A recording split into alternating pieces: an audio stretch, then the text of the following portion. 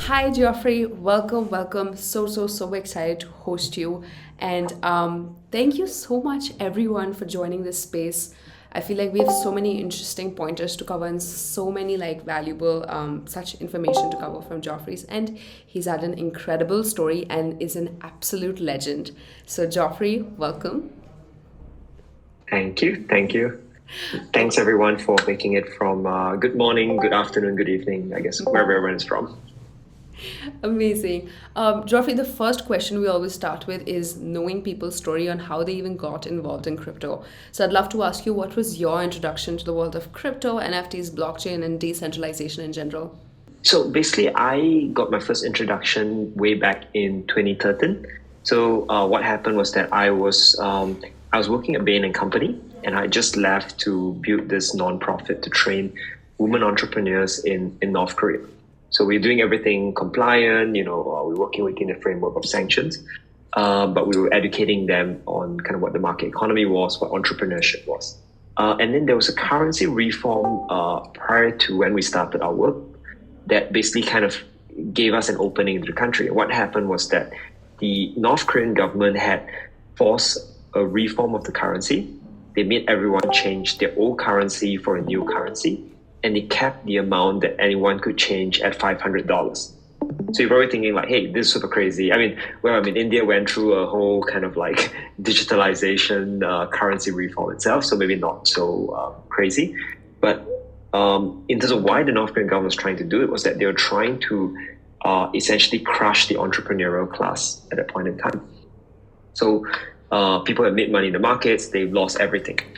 So I was doing research at MIT, and I asked my colleagues like, hey, how do I protect these entrepreneurs? And someone told me, you should check out this thing called Bitcoin. So I read everything I could read on Bitcoin back in 2013, which honestly wasn't that much yet. I thought it was like super fascinating as a technology, but I told myself that, who's really going to use Bitcoin? And so kind of like that's where kind of my journey kind of like started a phase. I learned about it. I thought it was super interesting, but I never really picked up on it until 2017. When I just felt I really want to go back and do something with the technology, and I joined a team that was building a layer 1 protocol called Zilliqa, and basically worked with them to get it off the ground. Build an exchange on top of it. That exchange eventually got sold off partially to Binance. And then did a bunch of regulatory work around the crypto space later. That's amazing. So what year exactly was it when you first read the Bitcoin? I believe the white paper? That was 2013. That was, yeah. That's amazing. Almost like a decade it's going to be for you to, be in the crypto space. That's amazing. Oh my God. Phenomenal. Geoffrey, I think what you're building is amazing. And just to give context to people, one of the most important aspect if you're a contributor in a DAO is compensation, right? Money. And DAOs are global. They're operating from different countries, and so are the contributors, right? You all want to eventually use that crypto, eventually use that compensation in real life, right?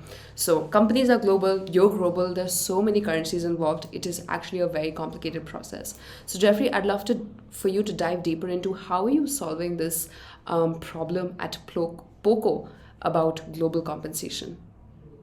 Yeah, so basically, when I started POKO, so we are a startup, we came out of the Winter 22 batch of Y Combinator. And we basically, we experimented a bunch of different ideas, but one of the things that really excited us was that we started getting involved with DAOs. And, we believe that people should be able to work for a DAO or a Web3 company. And one thing inherently attractive about working for this kind of organizations we felt was that it was a very global space, right? Anyone, anywhere can work for these companies. There was less of a barrier to being hired at these places because the ethos was very much global. They said, if you have talent, regardless of where you're based in, you should find a way to be able to contribute. And we're going to build our whole company DNA to support that. And that was very much what I experienced too when I was at Zilliqa. We had a team of teams and people in 20 over different countries when I was working at a nonprofit too, I was running a volunteer network of 3,000 people, and they came from about 26 different countries. So I always believe that you should be able to find talent who is passionate, who bring the right skill set. And because it's a bit of a niche sector, you're going to find that in different pockets in the world. But I think as we started working with a lot of people who are trying to move into this space, I think for the people who are very deep into the space, you say, hey, you are being paid in crypto, go figure out how to spend it and pay your daily expenses. People tend to be, oh, okay, I can figure it out. Not the easiest, not the most native of things, but generally people can figure it out. But I think for most people who come into this space, and honestly, this space has to hire a lot of that skill sets that go beyond our industry. It is actually very intimidating. How do I off-ramp crypto? Because I need to pay for my rent, I need to pay for my expenses. Those are very, very difficult things. So we started talking to a bank partner in the US. And basically we are working with them on an integration to be able to allow any of this Web3 or DAO contributors to create a bank account in the US, based in the US, so that they can receive their payouts in both crypto and fiat, and be able to spend in fiat to cover whatever expenses they can. And I believe that the US banking system has a lot of advantages for someone who's trying to do things that's a bit more global, right? Whether it's the ease of receiving payments, the safety in managing payments, the ability to access a bunch of other services. So we hope that in doing so, we make it easy for anyone, anywhere to be working for a DAO or a Web3 company. That's amazing. The first freelancing gig I had picked up was based out of a New York-based company, and I did a very small gig for them. I had just edited this one video where I was getting paid $50, right? And it was a Web3 startup, so we were like, oh, it makes all the sense to take this payment in crypto, and she tried to transfer it in my MetaMask. Turns out at that time, Ethereum was at its peak. She was trying to transfer me $50 for this video I edited, and she ended up paying $30 in gas fees, right? I thought by no means is she going to continue working with me if it's going to cost her and be so expensive for her. And we spent about 2 months just trying to understand how is it that, we should make this compensation thing go. And then we ended up, it was extremely complicated, right, to say the least. So I completely understand what you guys are building. It's such a pain point now that people are becoming more global, and whether it's freelancing gigs or whether it's working as contributors at DAOs, I think the aspect of compensation, because like you said, eventually, as much as people like to invest in crypto, they would like to pay their rents, pay for their food. So it's it becomes very, very important and a serious concern to learn how to, convert all that money into a currency that they can actually use. Yeah. And I think that flexibility is important. Because some people will receive part of their salary in crypto, some of it will receive in fiat. Some of them will want to spend some things in crypto. Most of the spend probably will still be in fiat. So I think the ability to manage it, kind of in a sense, having something that's native to both payment rails, both banking rails, I think is super important. Absolutely. And Geoffrey, one of the most amazing things about you that I would love for you to dive deeper into, you've been deeply passionate about, developing countries and entrepreneurship education. And you previously founded these 2 nonprofits. One was in North Korea and one was in Vietnam. And you had almost near-death experiences you spoke about. Please tell us, where does that passion drive from and how did that story play out? Yeah, so I guess I see myself very much as a bit of a digital nomad. I was born in Singapore. I did my education in the US, started my working career in consulting at Bain & Company. And then after that kind of went, in a sense, off track in a very spectacular manner, going to very weird countries to do the work that I was doing in entrepreneurship education. And I guess the draw for me always going to these places was that I feel like you encounter so much human talent in all these places. And I always felt that, given the right opportunity, the right environment, these people could be doing incredible things. And I think that's why, when we think about the problems we want to solve, I was trying very much to focus on something that brings together the element of how do we serve people in these places? How do we serve talent? who are engaging in in being part of incredible projects around the world, right? So I mentioned at the start, the cumbia thing. I was in Latin America doing music research. So I was traveling all across Latin America. I just love the craziness of this, of the developing markets. But one fascinating thing was that I found out that Decentraland essentially came out from the Argentinian team. The core team were all in Argentina. So I was talking to one of these VCs, and they said, "Hey, I'll introduce some of these guys." And turns out all of them are Argentina. And if you think traditionally, for most traditional VCs would never say, "Oh, let's go fund a team in Argentina," right? It sounds pretty crazy. It's very risky. It's not a market traditionally we go to. But here's an incredible project that came out of there. If you look at, say, Axie Infinity, came out of Vietnam. Also, not traditionally a place you go to kind of find like cutting edge global startups to invest in. So I think there's something unique about the Web3 space that brings, I wouldn't say brings, but marries opportunity to talent in all these places around the world. And I think that's, for me, what's truly exciting. So it ties in my passion for like, how do we bring talent in developing markets to opportunities globally, and how do we support that in making it happen? Right. I think so beautifully said about how Web3 is just a place full of possibilities, and how it's able to marry opportunity with talent, which otherwise would not have been possible. You said you had almost 2 near-death experiences. What happened? Yeah, so I was working on the North Korea issue. We all know North Korea is a pretty wild and crazy place. And on one trip, I was going to the country. So on the way out, I was on a plane, and I was sleeping on the plane. So this was a North Korean airline, and it was flying from Pyongyang, the capital of North Korea, to Beijing in China. Right. And I woke up to the plane being filled with smoke. So it was like there was smoke throughout the plane. Smoke was coming out through the air conditioner vents, and I turned to look at the air stewardess, and they were kind of like running up and down, whispering, and I was like, "Oh my God, something is going wrong." Oh my gosh! So one of the North Koreans, kind of like someone more senior, came out, and he said, "Oh, don't worry, no problem." And when you hear the word "no problem" in North Korea, the first thing you do is to panic, because that definitely is a problem. So they were kind of running up and down, and I heard one of them suddenly say something, Shenyang. So Shenyang is another city in China. So I was like, "Are we making an emergency landing?" I asked them. And I said, yeah, we're making an emergency landing. So the oxygen mask drops. So you put it on, and you could feel the pressure building in your ears, because the plane was really dropping really quickly. And I thought, oh my God, I'm going to die here in North Korea on this flight. So I was really scared. I was seated with, so in the plane, I feel like, and I don't want to stereotype, but you had different groups of people. Right? I was sitting with all the Europeans, who were there, like humanitarian aid workers. In the front row, a bunch of Russians. In the back were a bunch of Japanese. And, me and the rest of Westerners, we were all like, oh my God, we're going to die. My friend was crying next to me. She was in North Korea for 5 years, and this was her last day. She was there for humanitarian work. The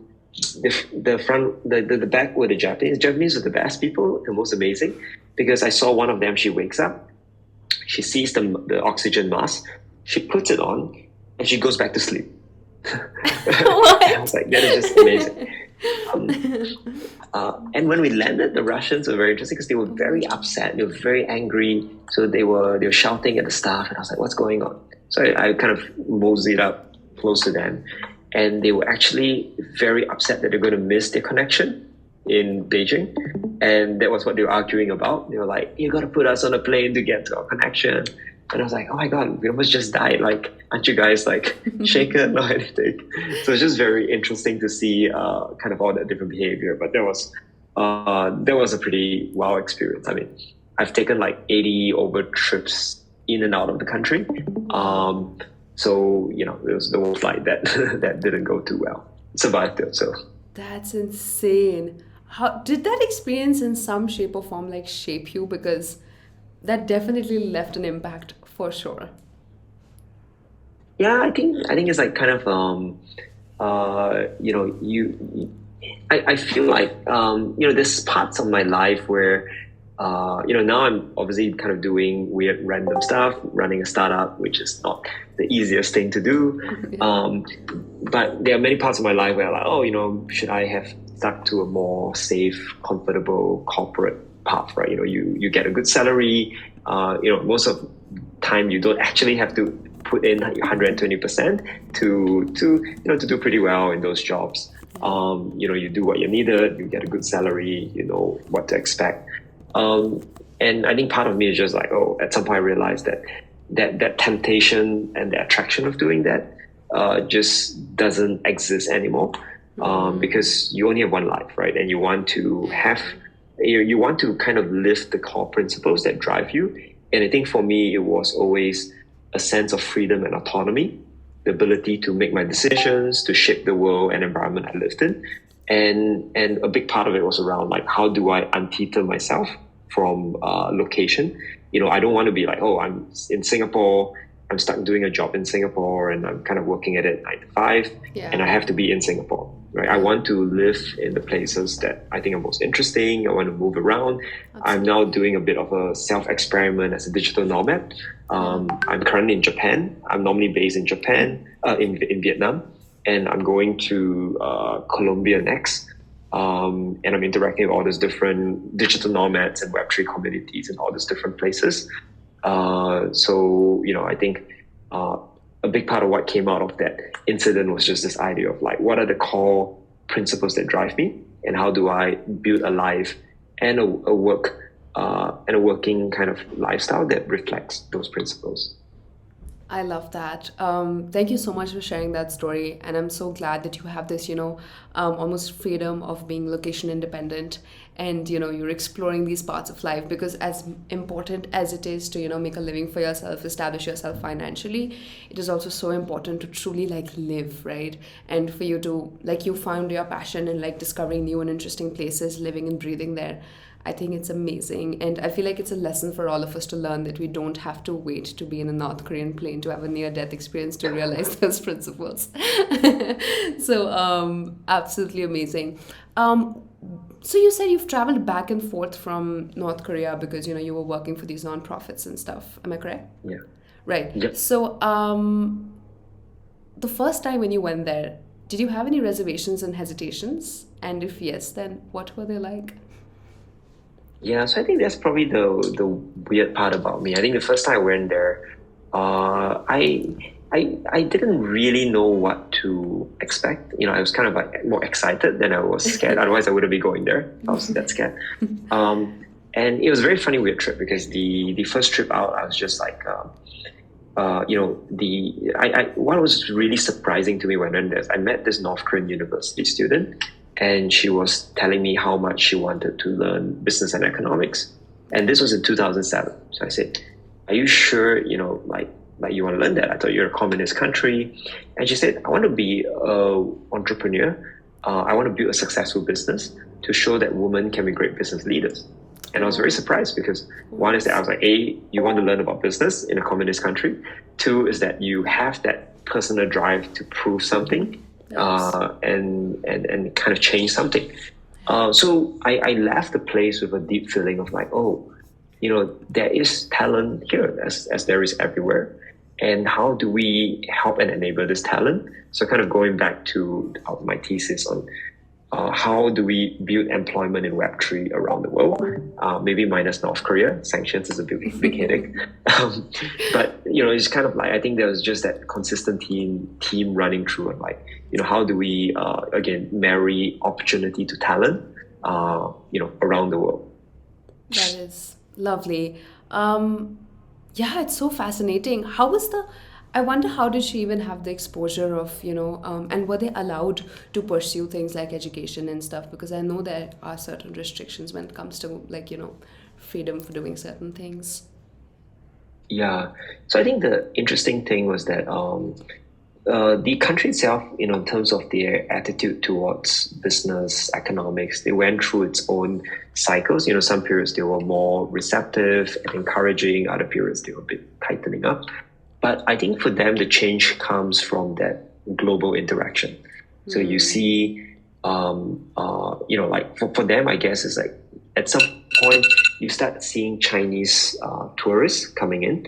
North Korea used to be richer than China at some point, many, many, many decades ago. And then suddenly you're seeing all these rich Chinese with their fancy new cameras, their smartphones running all around. And you ask yourself, right? You say, hey, what has changed? Why has China become so much wealthier? And I think that is probably what went through the mind of a lot of these young North Koreans who are trying to make sense of that world. And a big part, they understand that there's changes in the government and the policy in China, and they also kind of want to find ways to understand what's going on and see what they can bring back to their country and to their lives and their families in kind of being part of that change. Absolutely. That is just amazing. I'm so like proud of you for doing something like that, and I'm so glad that you got that experience. I'm Coming seeing back, questions about insurance. yes, the chat. You're funny. What you are building at POKO, how can people be a part of that global compensation? Because I feel like more and more people are taking interest in being contributors, and whether it's DAOs or even doing freelancing work with international people. Yeah. How is it Yeah. that people be part of POKO? Yeah, I'm glad you asked, right? I think, the way we think about what we're building, it goes beyond Web3 and DAOs, but I think more broadly to just people who are trying to be more global, where they earn income in one location and they spend in another location. And it's still, honestly, even if you take away the crypto part of things, it is very messy and difficult and expensive to receive payments in that manner, right? Like, one is that you have to convert from, say, a lot of people say, like, I just talked to someone from Philippines, and she said, I want to keep most of my payment in US dollars because I'm receiving in US dollars. I don't want to convert to peso because I'm afraid that inflation would eat away a lot of those savings. I want to keep it there for investments. I will convert what I need to spend. So there are those things that happen. Honestly, the payments and financial infrastructure is the most developed in the US. So receiving the funds with a US bank account is often the cheapest, easiest way, and you get plugged into a lot of other financial services. So the costs tend to be lower. The problems when payments somehow don't get through, it's a lot easier to resolve. So what we are trying to do is to say, hey, who are these global contractors who are earning abroad and spending in another location? And how can we help them create bank accounts that allows them to live their life the way they want? So how do they earn? How do they save? How do they spend? And for us, it's about talking to these people and saying, is what we're building serving your need? And what else can we build that really helps you live that kind of life, in as free and autonomous a manner, right? In terms of making decisions around how do you want to spend it? How do you want to save it? How do you want to invest it? Absolutely. I have shared the website, guys, in the chat for boundless3.xyz. Yeah, so I think that link is the best. There's might be some confusion because we go by POKO, but we are testing out this concept with our bank partner to gauge the interest. So don't get too confused. Boundless 3 is basically what we are using to go out and figure out if there is a demand for global banking on US rails for non-residents of the US. But the idea there is that we're going to help people create bank accounts in the US without being residents in the US. I think that's the key link, one of the best way to engage us. We do have a Twitter account run by my awesome colleague Lan, who's on this chat. It's POKO Fund. So it's twitter.com/POKO Fund, FUND, not FUN. I think Lan is going to throw it into the chat. That's also a great way to stay connected with us. Amazing. Guys, be sure you check out these links because you don't want to miss out. You also, the reason I loved that Geoffrey would deep dive into that story is to understand how why you're passionate about the space of global compensation. Now that you've seen that there's so many people in the world, there is talent, there's opportunity now just to circulate all those payments and stuff. It is beautiful. Thank you so much for doing what you're doing. I would love to ask you, what are your thoughts on DaoLens? Because I know that you got to experience the product, and that's how we got in touch in the first place. So I'd love for you to talk on that. Yeah, I mean, I think it's amazing what you're trying to do. My understanding is that the product does a lot, but one of the key things you focus on is onboarding. And I feel that's such a critical thing because I can tell you I'm not native to Discord. The first time I go on there, I just feel so lost. I'm part of a few DAOs. Bankless is one, VC3 is another, Orange DAO is another one. And I can tell you every time I walk into Discord, I just feel so lost. I just feel such a bewildering experience. And sometimes I feel it becomes, like the early days of internet forums when you don't have identity and you feel sometimes like, having that conversation with just very scary. Sometimes this conversation not the most civil. Sometimes you don't have a context for those conversations. I'm like, what's your background? What's your knowledge? What have you done? So I can at least strike up something and understand what's going on. And I think, just finding ways to interact people more easily. I think it's still challenging in this space. So I think having that hand holding as you go through that process, I think is incredible. I see there's some people from Bankless here, amazing. I enjoy that community. I get so much feedback and help from people there. But I can say that going in there and trying to, I think it's one of the few groups I've joined that has been quite helpful in the sense that when I go in there, I just introduce myself and people are like, hey, talk to so-and-so for this issue or talk to so-and-so for that. Most other places you go in there and, you're either like part of the inner core or you are just lost. Yeah. I think that's very valuable feedback for Discord communities. Like, people are trying to build these communities on Discord, but taking care of people is super important. When someone lands up in your server, what is the experience after it? Is something super important to keep in mind, and I feel like it's extremely valuable feedback for us as well. Geoffrey, I'd like to ask you, what is now your current biggest pain point, just in general? Generally in terms of DAOs or just life? Right now in front of in terms of DAOs and stuff, because I know that a lot of us go through very similar problems because people have pseudo identities. It is such an ambiguous space, continuously evolving. There are some complications to it, but that's where also so much leverage lies. Got it. That being said, I feel like people still struggle. So I feel like one of the things I like, and I think maybe it's a bit kind of counterintuitive, but DAOs are seen as hey, I do it on the side kind of thing. I want to figure out how to get more people to be basically engaged with DAOs and are able to engage with DAOs almost like it's a full-time job. And the reason for it is because, to do incredible work, you need to spend a lot of time on it. And I feel as part of that, people need to have an option to say, hey, I am being involved as a DAO almost as a full-time job. I'm compensated in a way that allows me to treat it like a full-time job. And I think that's kind of also, again, why I work on this issue of how do we bank Web3 contributors, right? Because, people will need to receive more money so that they can treat it like a primary source of income, and they need to be able to spend that money in an easy way. But I think that's the part I would like to see more of, so that DAOs become a viable, in a sense, alternative to working in other kinds of entities. Absolutely. I was just discussing with a DAO admin today, and they're doing some incredible work in terms of DeSci and biomedical DAO and stuff, right? And the biggest struggle that they're facing is they're looking for contributors. But now if you come to really, really valuable contributors, like you said, you can't do amazing work until you're actually deploying in the hours and putting in all that time and effort. You don't build incredible things on the side, at least. That's what I believe. But some of these DAOs really struggle with compensating them properly. They would compensate with their DAO tokens and stuff, which don't really hold so much value. So even though as a contributor, I might be really aligned with your mission and vision, I have to support my life at the end of the day. I have to, put food on the table and pay my rent. So what is your perspective on that contradiction almost? Yeah. So I think like most so I for me it's interesting, right? I've worked in startups, I've worked in companies, I've worked in non-profits. Yeah. And DAO is a very interesting thing, right? Is it more like a community group slash non-profit? Is it more like startup?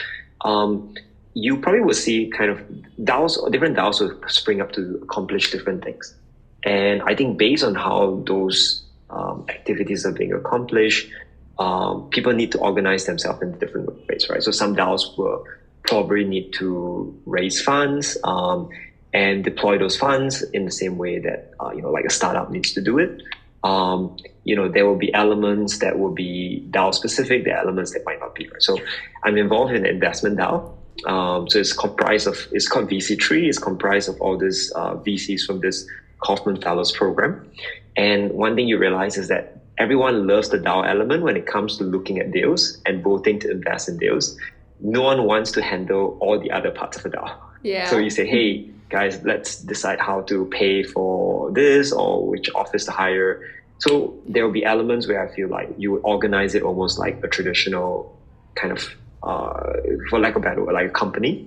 And then there'll be elements where you have a more community-driven approach. But then that requires, hiring people full-time, funding it. So, we are going through this discussion in the DAO, like, do we do a token fundraise, right? Do we kind of issue a token? Do we raise it? Do we raise it like a traditional company? But we will need those funds to basically build out the project, build it as a serious thing, and hire people to do some of these things. So I think those are important aspects that DAOs need to kind of get them closer to their objectives and making the change that they want to see happen. Absolutely. And piggybacking off that question, how do you think a DAO can really make it worthwhile for a contributor? Yeah, that's a great question, right? Because I worked in the nonprofit space, and we had a community of 3,000 volunteers and lecturers and participants, and it's very interesting, right? Because DAOs create this multi-stakeholder entities where people are involved in very different ways, right? You might have people who are full-time staff at some point. You have people who are like almost like elected officials within the community. You have volunteers. You have different kind of community members. You might have investors, and they're all part of an entity, an organization. Right. So I see, like some of the interesting things are, I know many people who join DAOs are looking to learn about a new space, Yes. and it's an easier way to, and I think it's an amazing way for talent too, because I feel it's a good, easy onboarding experience, right? There's low cost and low effort, and there's also low expectations. Because say, you get a volunteer in, hey, maybe I'm like a year out of law school, but I want to learn about crypto law. So I'm coming here to engage and practice something. I don't have the fear and the risk. And also as a company, I don't have to think so much about like, do I hire this person? Yeah. Does he have the right skill set? Let him prove himself out. And I think those are more natural kind of onboarding pathways for talent. Right. And I think that's kind of a great thing that maybe DAOs can do to bring that skill set into the space and kind of help the skill set grow with the industry. Right. Thank you so much for answering that. How do you currently see the DAO ecosystem today? Yeah, so I think, I mentioned that we are trying to find new organizational forms that solves a few things, right? How do we build collaboration across time zones, across geographies? How do we coordinate people in a way that's very, very different from how companies traditionally are kind of like coordinate, people and capital and talent. And I think we haven't found the right mix of how to do it. So I take an example, right? One of the DAOs I'm in, like every area becomes a committee. And as I mentioned before, I think there are things where the DAO element is great for.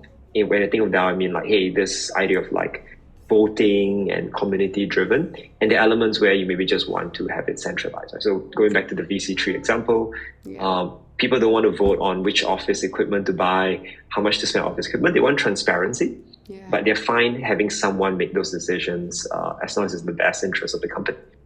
they want to vote on certain things. But now you basically have to organize everything as committees in every different area. And it starts to feel more like a Soviet planning kind of committee, where every decision becomes like, we got to discuss and debate this. Yeah. And then last minute, someone raises an issue and kind of like everything goes back into that loop of decision making. And I feel we are trying to figure out a better way to organize it, to make it to balance kind of that community element, the democratic element, as well as the effectiveness and speed element. I love that answer. I think absolutely for a DAO to properly function and for us to see exactly what it's capable of in a very, very efficient way, I feel like that balance is super important. It can't be any of like those extremes. I think we already do have a question I see coming, which is how does POKO Fund work? We are working with a bank provider. The banking partner in the US is called Evolve Bank and Trust. And we are working with them to be able to onboard non-US residents to create bank accounts in the US. So these are fiat-based bank accounts. The aim is later to integrate crypto fiat rails so that people can naturally convert between crypto and fiat through their accounts, without, kind of like having to pick one or the other. So I think that's the direction we're moving. We're currently in a testing phase. There's a bunch of regulatory issues we're also working out. We're trying to understand features that the community might need to, as we say, enable them to receive payment from anywhere in the world, but spend it locally through, whether it's bank transfers, debit cards, Visa, MasterCards, and so on, or in crypto. Just in terms of the process for us is, go check out the website, boundlesstree.xyz, sign up on the wait list. We generally send a short survey to understand a bit the profile of these people that we need to bank. And then we schedule a call to dive a bit more into features they need. And we are working with the bank partner on integration. It's anything to touch fiat, honestly, it's a compliance nightmare. So there's, just don't want to bother the community, but on the back end, we're having a lot of discussion with the bank partners of the flow and the kind of profile of users so that, we can make sure that we provide the best service to users, but the banks are satisfied with the KYC process that we put in place. Thank you so much for answering that question, Geoffrey, and thank you so much, Salman needs a job for that question. Praful asks, how does taxation work? Yeah. So having a US bank account in the US does not mean you are tax resident in the US. So an example, right? I'm Singaporean. I split my time between a bunch of different parts in the world. So, I'm not, I use banks in the US, I use banks in Singapore. I'm technically not tax resident in either the US or Singapore because I'm kind of moving around a fair bit and my employment is not in either of those places.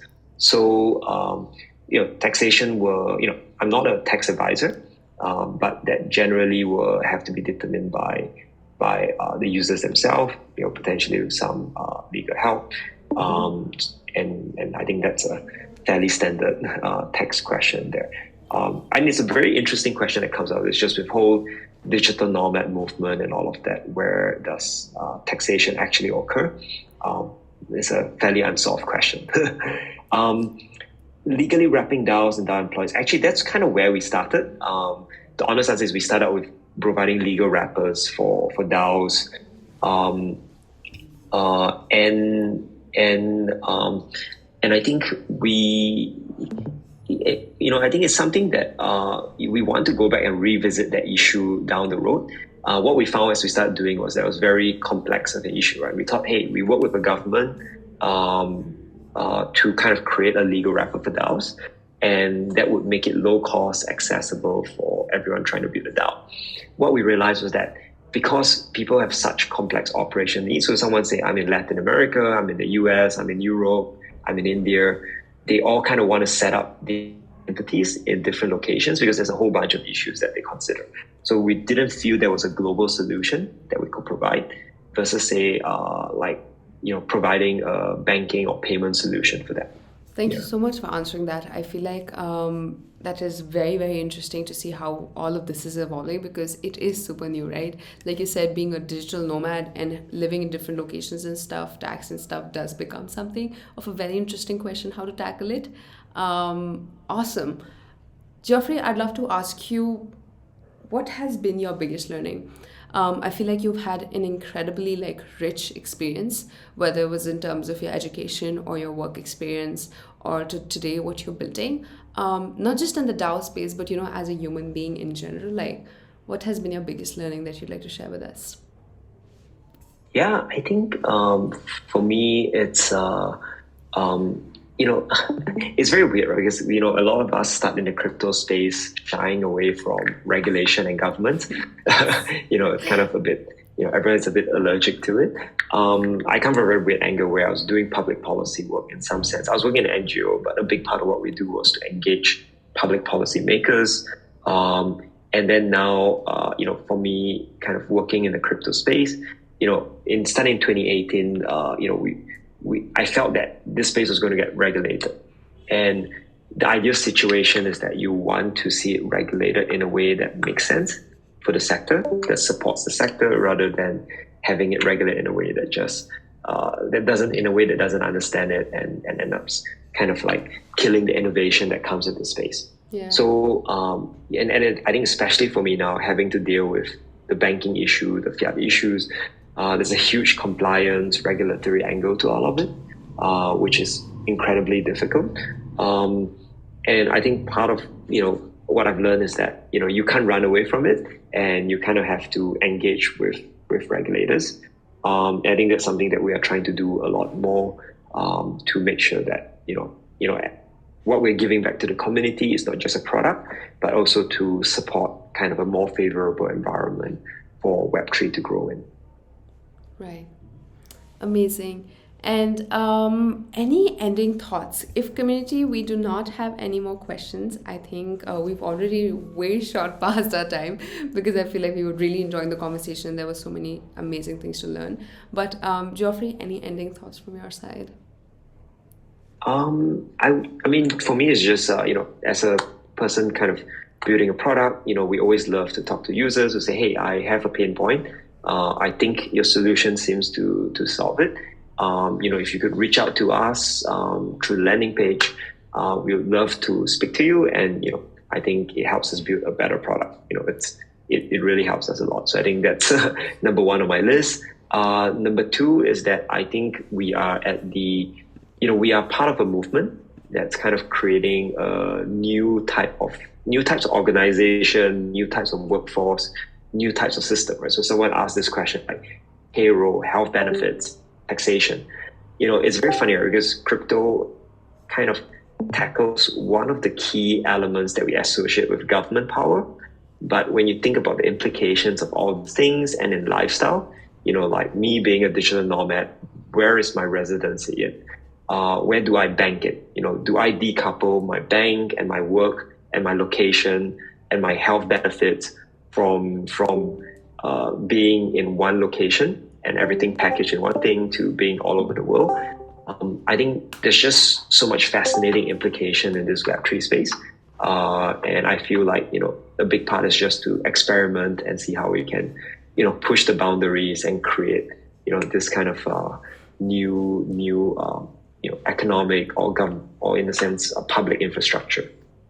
That's phenomenal. I'm so glad to hear about everything that you're doing and what you're building. It is definitely solving a real pain point. I feel like when you do see the mass adoption to people, organizations structuring themselves as a DAO, a lot more people, being independent workers as, contributors in various DAOs and stuff.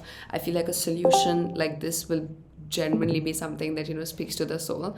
So that's amazing. And everyone, please be sure to check out POKO's Twitter, their website. If any of you are contributors yourself or you're looking to invest in NFTs or be part of any DAOs and stuff, I feel like it's an incredibly valuable solution.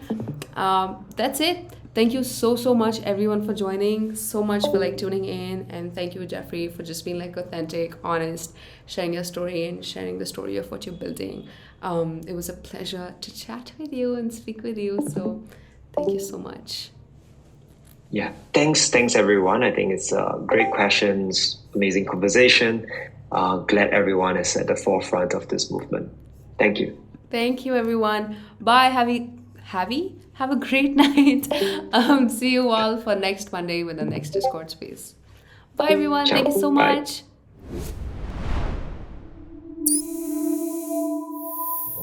much.